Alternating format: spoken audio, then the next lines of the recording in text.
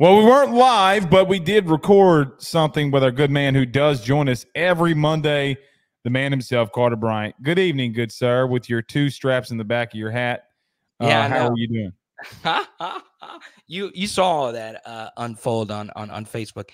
Blake, I have been struggling more with my hat than LSU has been struggling in the transfer portal. It's been about basically the same level of success, but I'm still optimistic for the future, man.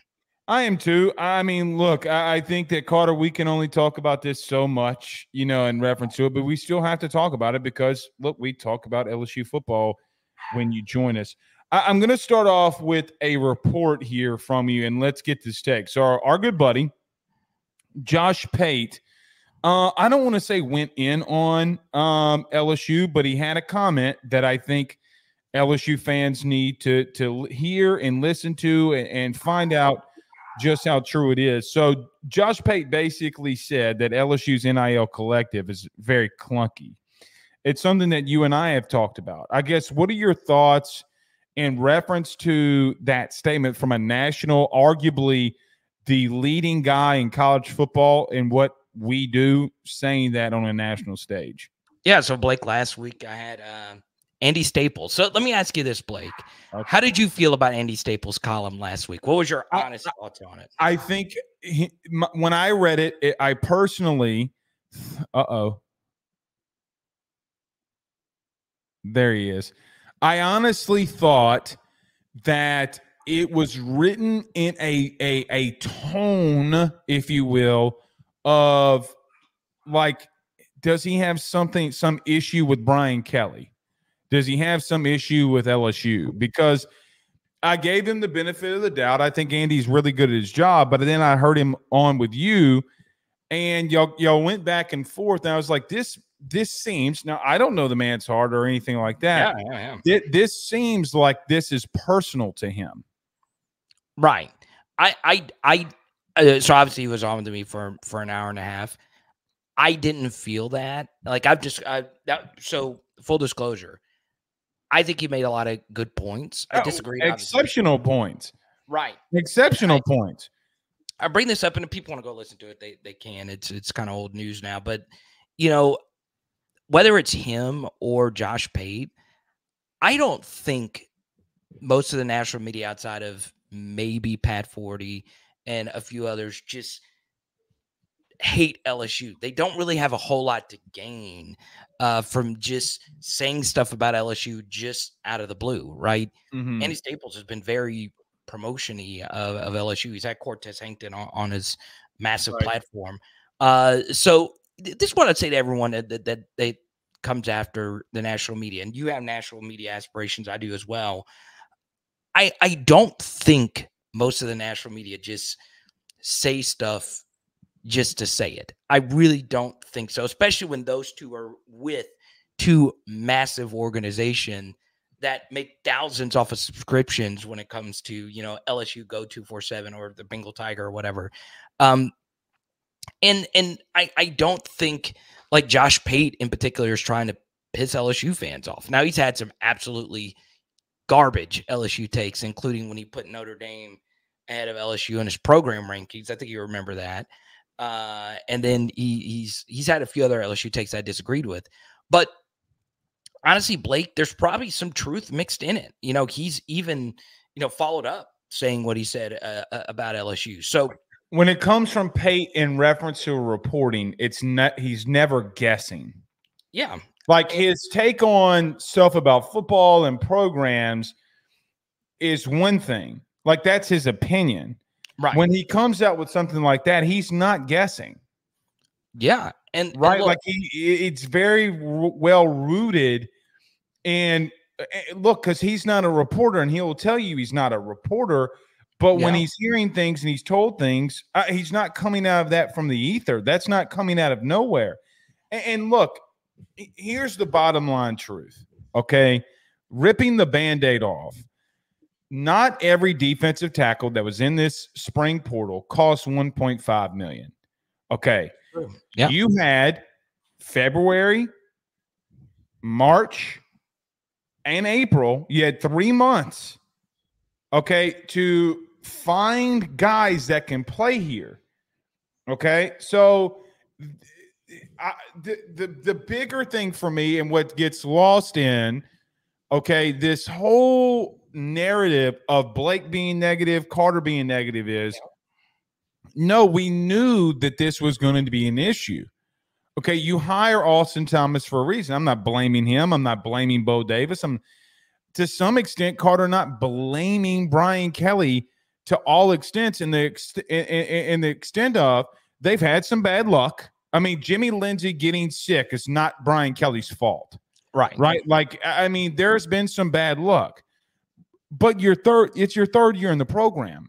So there comes a point where I just ask myself, very just big picture, why are you missing?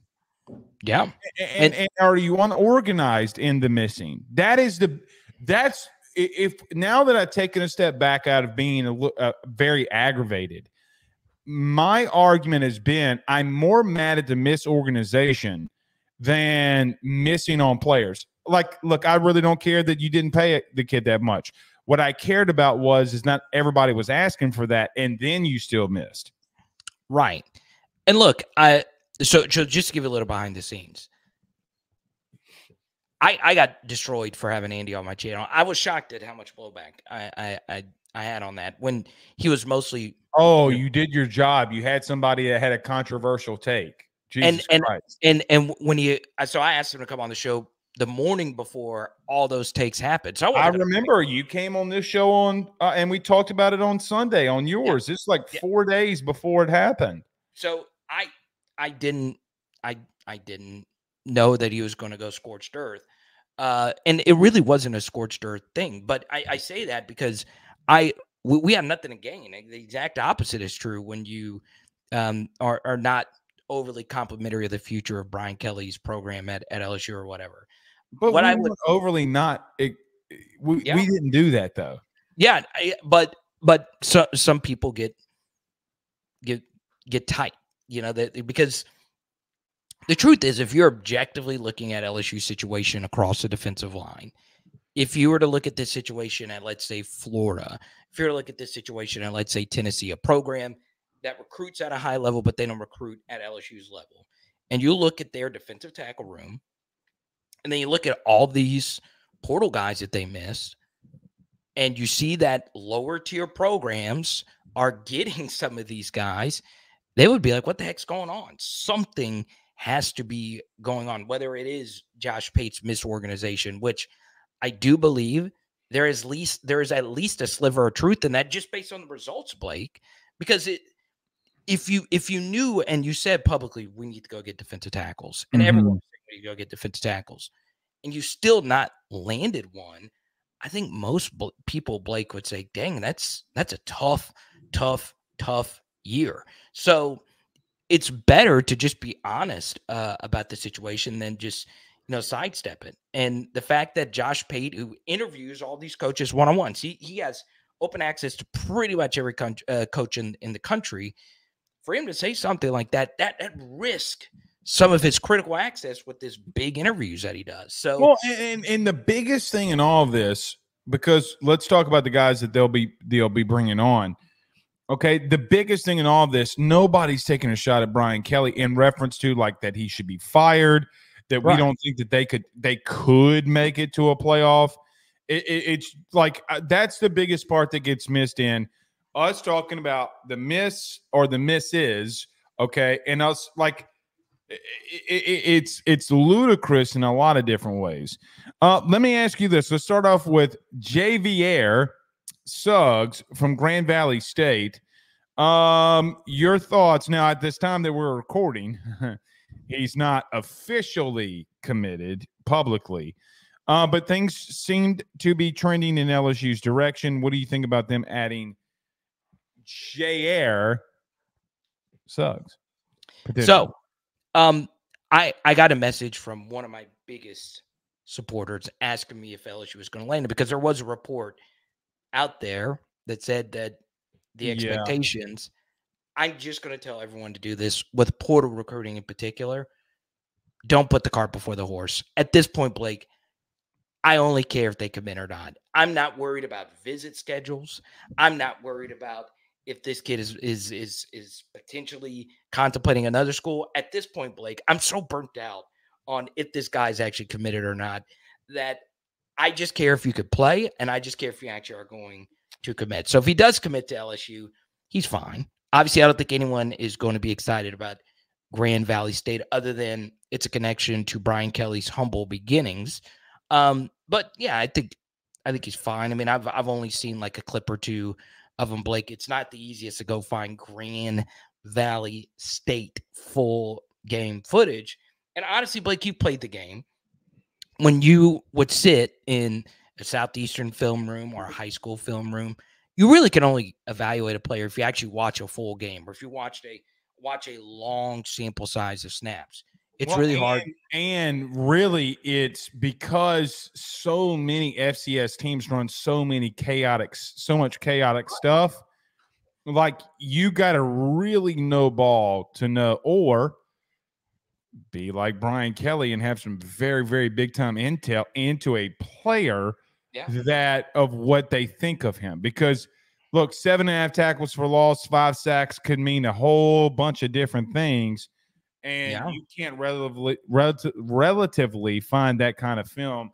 You got to lean on other people, to your point. Right. So like my neighbor starts for a really prominent like D2-ish, D3 school. Mm-hmm. And the team that won it all ran the triple option, and they beat everybody by 60 in the playoffs. Running the triple option. So like it's hard to really evaluate that. And my neighbor's a corner. Like what is he? He's like, I don't really do anything versus the triple option. I just know we couldn't stop the effing thing. Most kids couldn't. If you lined it up now with the athletes that like LSU had, nobody would stop it. You run a triple. But yeah, that's what makes it hard. But at this point, Blake, if LSU likes someone, go get him. I do like normally, Blake, I feel better about a kid if he's being offered by a lot of different schools, right? Which Suggs was, I mean, in fairness. Yeah, exactly. So USC, Michigan. I mean, there was a lot of Florida State, prominent schools that were after him. And guess what? You know who wasn't at a prominent school, but a lot of the big schools were after him, such as USC. Braden Fisk. And LSU's number 1 corner next year is Alexander. When he was at Southeastern, he had a lot of interest from Power 5 schools. I do think it's a little bit interesting, a little bit different, Blake, because everybody is so hungry for defensive tackles, and the FOMO is happening, and everyone's going to be a little bit more open to dishing out those offers. But that is some kind of signal that JVR Suggs has some ability. Let's say on the defensive line, because LSU got a visit in Brandon Lane, went to Stephen F. Austin, committed to Michigan State, but then decommitted and was on a visit. Have you looked into him any? 6'3", 300 pounds, decent production. I think he's only going into his year 3 as a player. That excites me. It really does. Like, obviously, for a 1-year rental, you would prefer a guy to be year 5, year 6, because they're going to be at the absolute prime of their career. But I'm always interested in a younger guy, because that also could mean that you've not reached your ceiling just yet. So that excites me to a certain degree. Not really watched a whole lot, but he had decent production. And like I said, Blake, I'm open to just basically any defensive tackle joining this room and seeing if they can play. Yeah, and look, I mean, the kid had some production. Both kids had production. Here's the bottom line. You got to add them. Just bring them in. Well, I mean, yeah, because here's the truth. Both of those guys have more experience than Kimo Makanole at playing defensive tackle. I'm not saying they're better. I'm just saying, I'm just saying they're more experienced. I mean, like, bottom line, regardless of who they were playing against. Now, the issue you run into, obviously, is it's a different beast, right? Like, it's a completely different beast. I think Suggs is 281 pounds. And look, I'll be real with you. Even with Aiden Huntington, from ULM, I saw so many fans saying he can play inside. He can play inside. Well, that may be true, and he might be able to, but I just don't like it because here's what people don't realize. He's 281 on a roster, which normally means he's probably about 270 to 275, right? And then, by the way, he's going to lose weight in the season because he's always running, being physical. He's not eating as much as the calories that he's burning at a practice. So he's going to lose weight. Anybody that's ever played sports at a high level knows that you're going to lose weight during the season. I mean, Carter, like I know of offensive linemen for a fact that would go into camp like 15 to 20, sometimes 30 pounds over because they know that they'll lose it. Yeah. Like, I mean, when you're in a two-month camp, you're going to lose that weight. And during a 4, 5, 6 month season, you're certainly going to lose it. So it's going to be completely different. But you need to add them because God forbid one of them hits, and then you really feel good about where you are, and you can just have rotational pieces at the worst.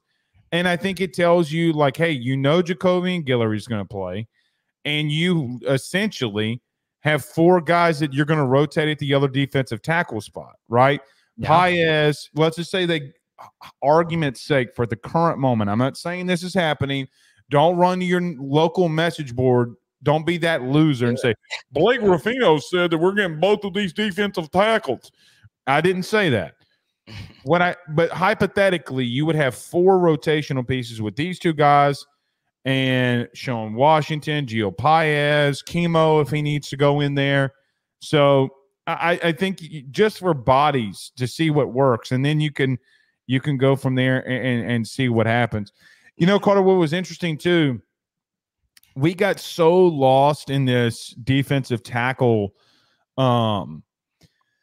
portal haul or lack thereof that we missed that something that I kept talking about for the last couple of weeks is, look, man, you need a corner, right? Like I think you need to look at a corner. But Wesley Walker, who was at Louisville and Tennessee, is going to be at LSU next week. So this week, your thoughts on Wesley Walker and more of the 25,000 foot view of them just adding a corner in general. Yeah, I'm open to it as well.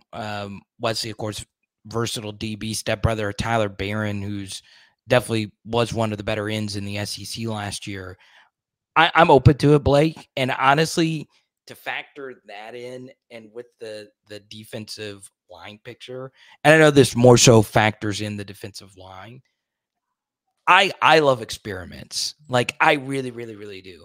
I love social experiments. I love physical experiments. And this next year's LSU's defense is going to be a mixture of both, right?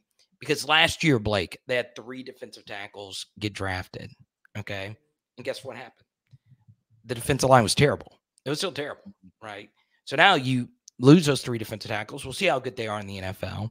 And we're about to really see, Blake, in the modern day, how much coaching really matters, right? You bring in one of the most popular assistant coaches of all time in Corey Raymond. You bring in Blake Baker, who's also very popular and who I think is going to be very, very good at LSU. Then bring in Bo Davis and Kevin Peoples, who's both of them are very highly rated defensive line coaches, especially Bo Davis. And Blake, you see your comment sections, you see the live chats, and there's always this debate. Is it the talent or is it the coaching? Right? So we got this extreme juxtaposition with DBs that are coming back, a lot of which weren't that good last year, Blake. Can good coaching, maybe Jake Olson's a young rising star that changes the entire tide of the safety room. Can good coaching truly rise the tide of talent that is proven at this point, Blake? It's not really been that good up to this point. So I cannot wait to see it. Even from a non-LSU fan perspective, I think as even a college football fan, if Blake Baker is truly, and I'm not going to judge him after just 1 year, but if he is truly a $2.5 million coach, he's still going to find a way to get this defense to be better, and I think he will do that. The thing with Wesley Walker that when I observed that he was coming on a visit, I think for me was I just went and looked at some of his production. And I went to look at some of the stuff that he did. Carter, he's got 43 games that he played in. That's good. 43. Georgia Tech for 3 years and then Tennessee at 2. So he's the same age as Josh Williams. And look, he's got 184 tackles, 11 tackles for loss as a corner, 2 sacks. He only has 1 interception. But here's the biggest thing. This man's got 12 pass defended. So like 12 tip passes. Okay, like that's like he has more experience. He has more skins on the wall than maybe almost, not completely, but almost more than anybody in your corner room almost combined. Right. Carter, I mean, like at some point, like there's nothing that he hasn't seen. There's nothing that at practice at Tennessee that he hasn't seen. There's nothing in games that he's played that he hasn't seen. Like, bottom line is you can't buy literally, and I mean this literally, you can't buy that experience. So at worst, okay, oh, well, he sits the bench. Well, you already cut some players. Okay, let's call it what it is. And you just can't gain that amount of games that you've played. I mean, even if he plays safety, Blake, I mean, PFF had him charted as a safety. And well, he's 6'1", 210. Yeah, even if he goes there. Yeah, I think when I watch a Tennessee, defensive back room, like, Tim Banks is a very controversial coach in the Tennessee world. I do a lot of Tennessee content on Power Hour SEC. When I watch your DBs, they move some guys around. Some guys will line up at nickel. Some guys were just like true corners, like a Judy Lele. Walker, I think mostly played safety. I'd have to go back and look at all the games again. But I thought their defensive back room was never just bad. Like they were out-schemed. Yeah. There were some games where they weren't put in the best spot, and I'm interested to see him coming in. And look, a lot of the year 1 rental DBs have worked out in that year 5, year 6 range, right? Even though it didn't. Ask your boys, Mekhi Garner and Jarek Bernard-Converse, how that played out. Right, and Joe Fouché as well gave you some stats. Right. And Andre Sam last year of the transfers as a year 7 guy was the best. So I'm open to Wesley Walker, and I'm excited for him. And if he's watching this, I hope you commit. Well, I hope he would too. But here would be my thing. Let's say hypothetically he plays safety. Carter, I don't mean this in a wrong way.